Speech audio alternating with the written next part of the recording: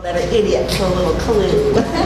He runs Chicago Hustles magazine, which has 14,000 subscribers. Yeah, and gets 350,000 views a month. But there's more. He also has all these other sites, and the newest one is called Earfang. And it's for independent musicians, which is awesome.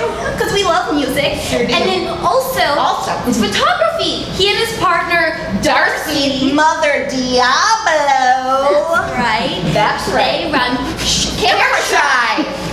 Yes, and they take their photo booths around to events, so if anybody has a wedding coming up, you know who to call. So let's just, let's just bring them up here. Yeah! Come on up, Wayne! Welcome. Welcome to the show!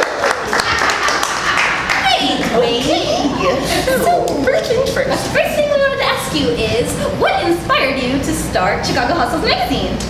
As an artist myself, along with the missus here, this lovely lady right here, we as artists in Chicago, we had a hard time trying to kind of put ourselves out there, get established and discovered in some markets. Sometimes in Chicago, it's really who you know, and you can be the most talented person, and there's just not an avenue for you sometimes. So basically, we created Chicago Hustles magazine to showcase more of the independent side of Chicago, the artists who are up and coming, less known, or some people who are just passionate, who decided to quit doing law and went back to doing the arts, which we have heard so many stories, and we wanted a place to showcase this type of balance where you have the creatives who are passionate, and then you have the people who are passionate who want to be creative, and there's this massive gap in between in Chicago that we seem to stumble into very often, and we wanted to showcase that passionate side of Chicago that's often not represented.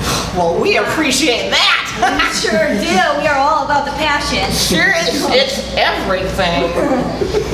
Anyway, so, Dwayne, yes, next question. So, I know all these cool terms and everything, but for those out there who may not know, what does it mean to be a hustler or to hustle? To hustle, I believe, is to put your heart and energy into something you believe in.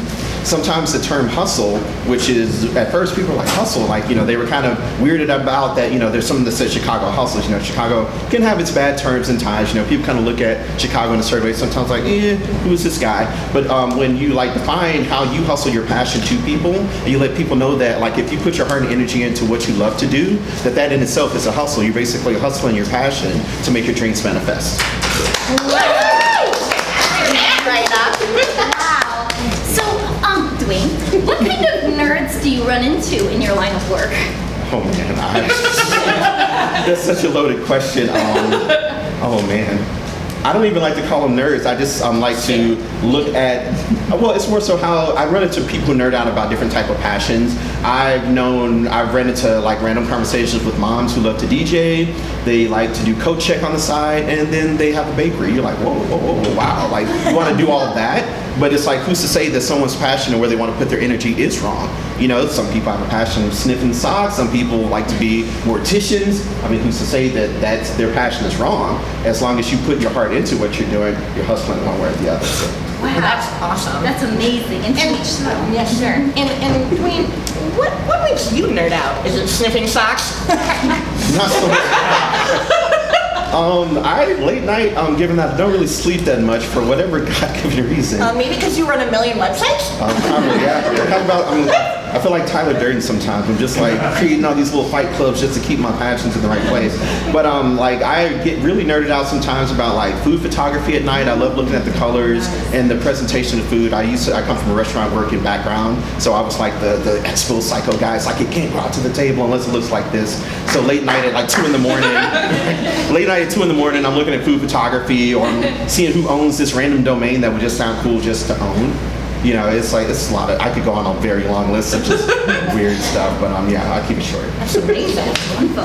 We have one last question. Yes, it's very important. Most important.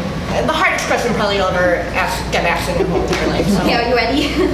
Who's your favorite Ninja Turtle?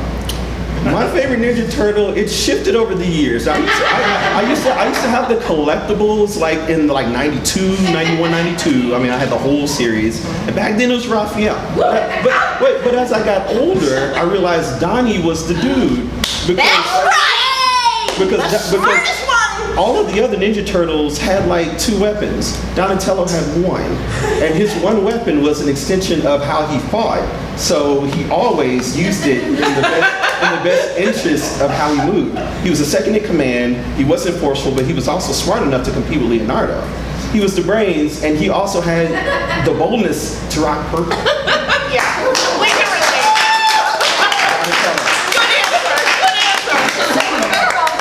We appreciate Really, that. that was- Thank you. Well, Dwayne, You we ladies just want to rock. thank you so much for coming here tonight. Thank you so much for having me. Featured And us. nerd. Yes. And where can people find you? Where's the best What's the place? best place? If anyone in the room, or friends, family, whoever, if you have creatives, up-and-coming creatives, just people who are passionate in general, and they may have an awesome story to share, from some artists who may have survived cancer to someone who may be starting a blooming business. It covers creative entrepreneurs. That's a term that I like to use because I believe that most artists, once they get to the point of where they want to be, they eventually want to be an entrepreneur. You want to live a creative life. You don't want to, working for someone is cool, do your own thing, to each his own. But it's great to be able to put your passion out there through what you love to do and live a life that you're proud of every day versus just tick-tocking at the clock.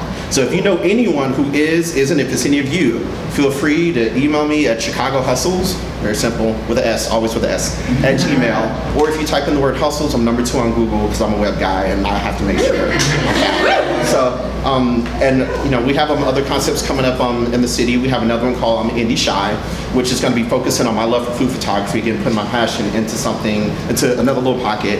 It's going to be called Indie Shy, and it's going to be focusing on indie businesses in Chicago that, you may not see or find everywhere. Everyone has that one little restaurant you don't want to share with everyone because it's your restaurant, but then it's a lot of people coming to the city and they just do all the touristy stuff and they don't get to see the beauty, the creativity, and the uniqueness of Chicago. I came to Chicago on an underground level, not so much. I didn't know what the Cloud Gate was forever. I came in a whole different way 10 years ago, so I've always cared about the underground and the indie side of Chicago. Okay, Wow. I'm done. That's amazing. Standing O for you. Oh, okay. All right, we're gonna get the show started. Now let's start the show.